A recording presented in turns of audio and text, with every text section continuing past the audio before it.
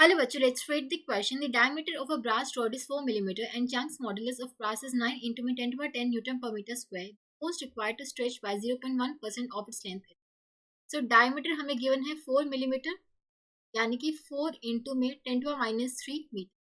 Young modulus brass का given है 9 into में 10 to the power 10 Newton per meter square. हमें बताना कितना फोर्स रिक्वायर्ड होगा to stretch by 0.1% of its length, यानी कि हमें delta L by L into में 100 ये हमें दे रखा है 0.1%, यानी कि डेल्टा एल बाय एल की वैल्यू क्या हो जाएगी 0.1/100. ठीक है, तो change in length divide by length कितना आ गया 0.1/100.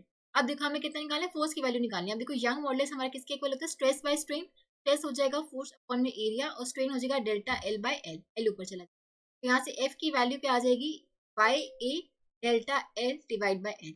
वाई की वैल्यू है 9 इंटू में 10 to the power 10. Area of cross section हो जाएगा पाई आर स्क्वायर. ठीक है, रेडियस की जगह हम पुट कर सकते हैं डायमीटर डिवाइड बाय 2, तो ये हो जाएगा पाई डी स्क्वायर बाय 4. ठीक है, ये हो जाएगा पाई डी स्क्वायर बाय 4.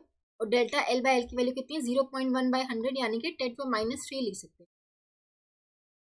अब वैल्यूज पुट कर दो 9 इंटू में 10 में पाई डी की वैल्यू पुट करोगे 4 इंटू में 10 में -3, ये आ जाएगा 16 इंटू में 10 में -6, क्योंकि डी स्क्वायर है डिवाइड बाय 4 10 में माइनस, ये जाएगा 4 पे, तो ये आ जाएगा 36 पाई इंटू में 10 है, यहाँ पे क्या हो जाएगा 10 में -9, तो ये आएगा 365. ठीक है, तो 365 newton. Force required to stretch by 0.1% of its length would be 365 newton, जो कि हम देख सकते हैं ऑप्शन 1 में given. Option 1 would be the correct answer. I hope आप सबको समझ आया होगा. Thank you so much.